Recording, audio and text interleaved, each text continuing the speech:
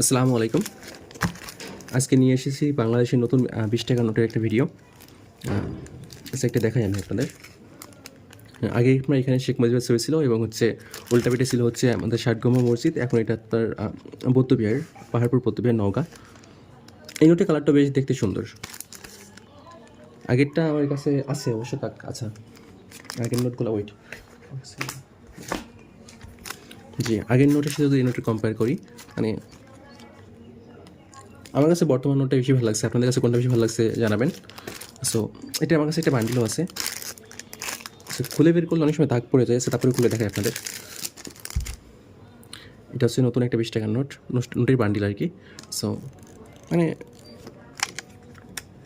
বেশ সুন্দর, কালারটা অনেক সুন্দর, গ্রিন এবং হোয়াইটের কম্বিনেশন এটা।